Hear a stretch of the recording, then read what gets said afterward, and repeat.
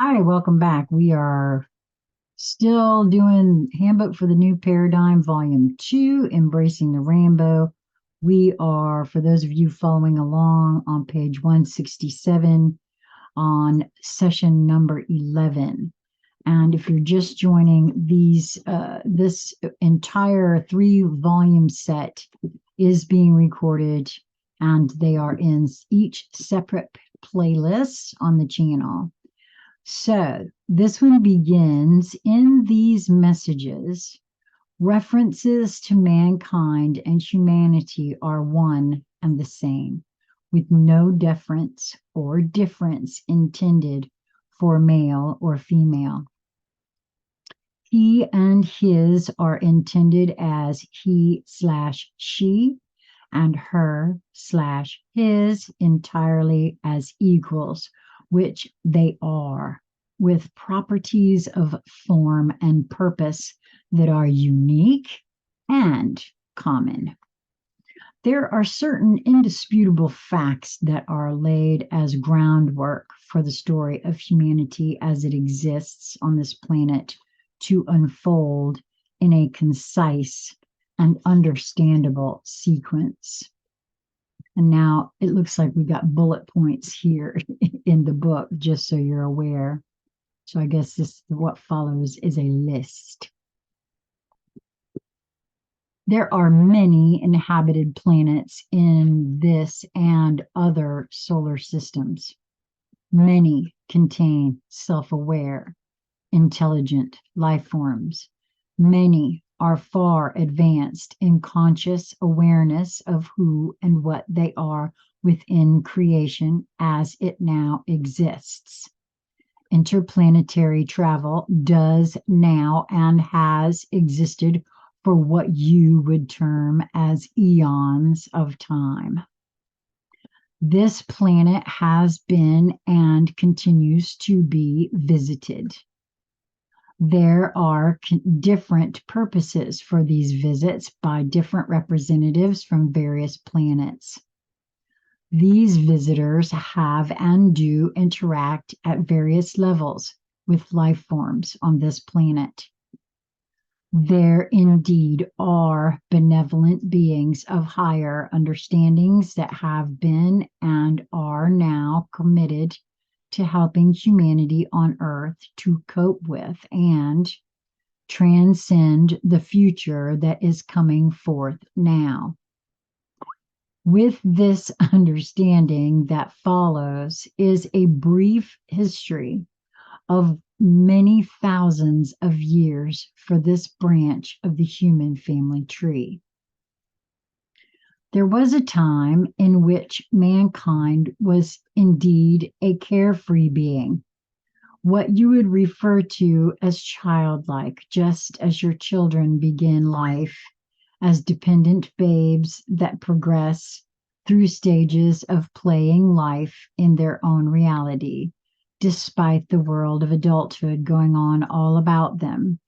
Mankind was this kind of being, open, naive, playful, and easily influenced. We still are easily influenced. As explained before, creation is experienced within both positive and the negative polarities in a balance of travels to and from the point of equilibrium between the two. This can involve from the experiences of what might be termed aggression and acquiescence.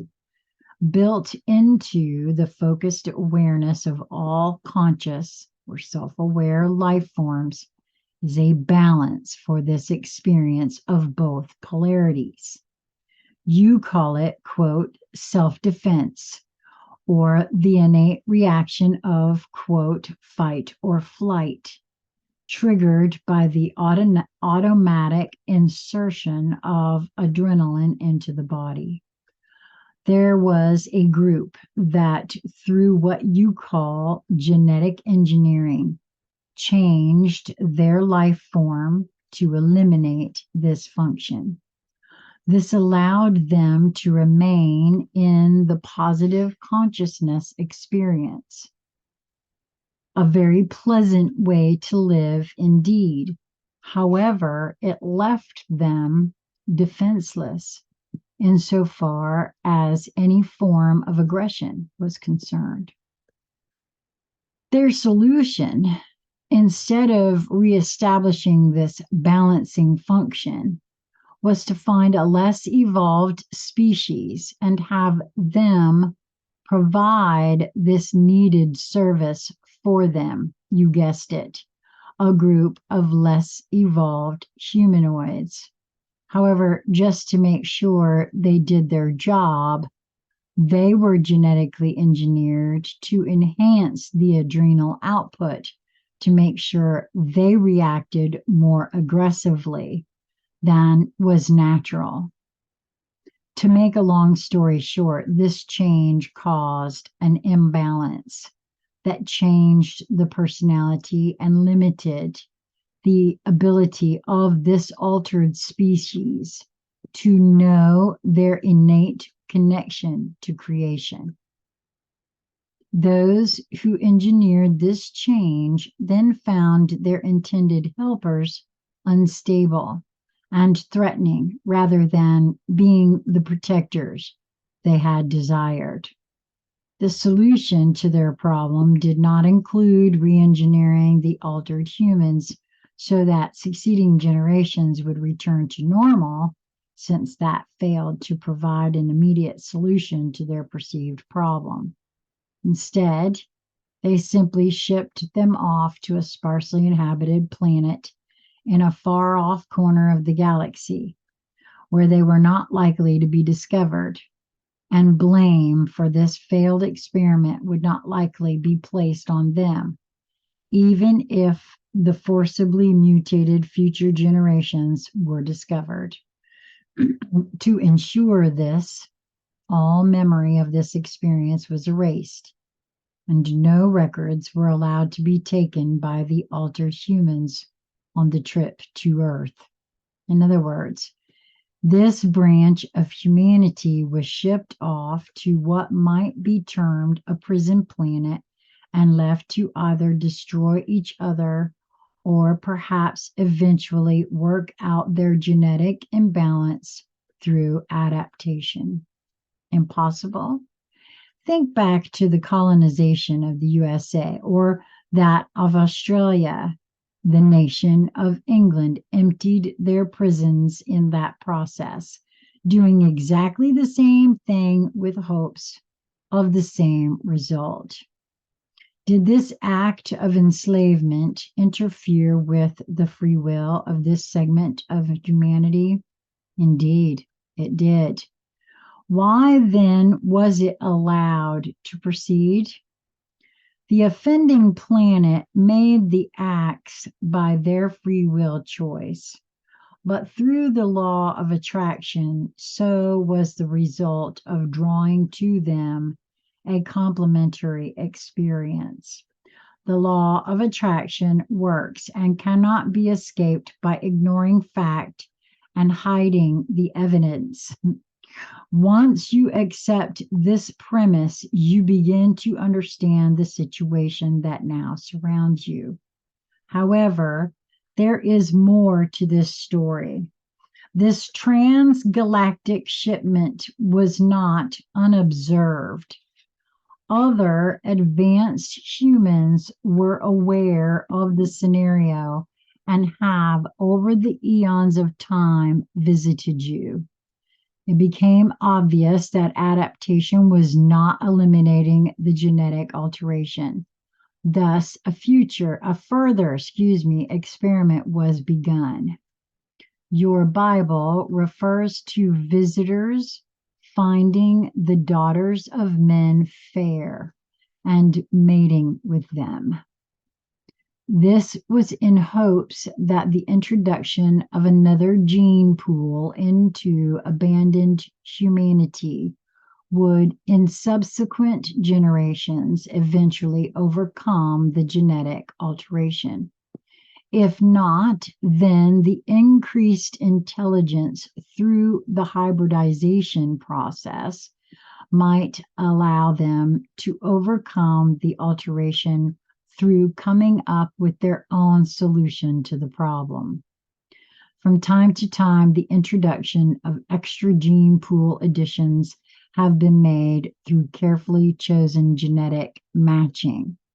Progress has been made. However, the overwhelming result has been that the additional intelligence enhanced the aggressive tendencies in many of the humans, with the end result that aggressive tendencies within those not positively affected by the gene pool changes were reinforced with greater abilities to develop incredible applications of weaponry. They used the additional intelligence to organize to a high degree with the purpose of creating a hierarchy of power and control over the members of humanity on this planet that have evolved to a balanced genetic structure. Both of these negative results continue now. This raises the question of whether the gene pool additions resulted in interfering with the planet in violation of universal law with regard to free will. None of this was done without it being cleared through ruling councils of galactic beings that focus creative energy and oversee the balance of the galaxy. If you are focused thought thinking, which you are, then there are levels of focused thought thinking, greater thoughts than you can yet imagine. There are benevolent beings that are part of the plan of creation that entails responsibilities of overseeing the galactic maintenance and expansion process. Because genetic development was approved for this planet, other visitors have come to this planet as a source of gene pool improvement for their planetary inhabitants. This has been carried out with carefully selected individuals. Approval for this is given by these individuals beforehand through a process that will purposely not be discussed at this time. There is much knowledge that you have been denied, that it is your right to know, through manipulations by those still caught in the throes of the genetic alteration that require them to pursue control to support their violent tendencies. You have been denied this information, even though it has been brought to earth many times. The benevolent beings have walked among you, teaching, and because of being attacked and killed, have then come undetected to continue the gene pool experiments with selected recipients, educating them through clandestine meetings in attempts to bring you into the awareness of who and what you are.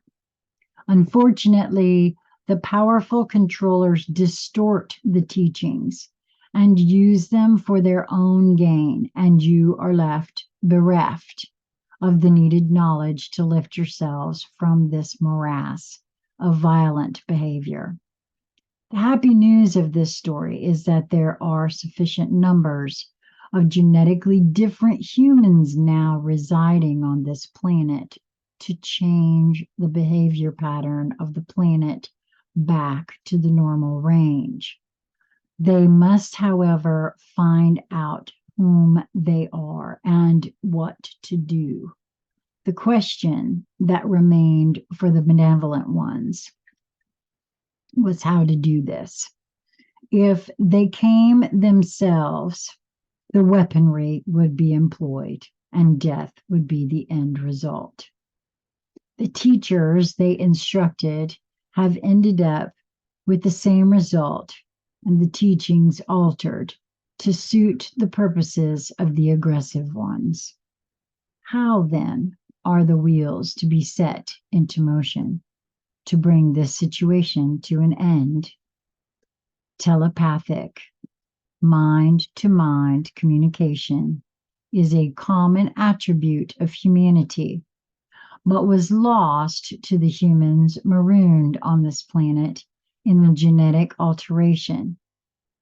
Through the gene pool change, a significant number of Earth's inhabitants had this ability come into being quite naturally in a rudimentary form. Those benevolent beings that use telepathic abilities as a normal part of life found they could communicate with many of the genetically enhanced beings in recent generations. However, this was as successful as the knowledge and understanding of the Earth human allowed, since the knowledge imparted had to be filtered through their understandings and vocabulary, and it can be no other way.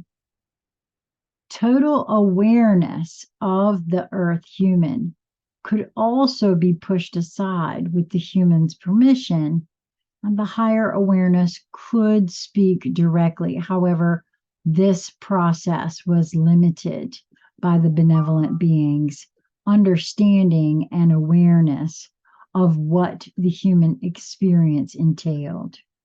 Because of this lack of understanding at each side of the process, it was difficult for humanity to understand the teachings or to accept the process at all.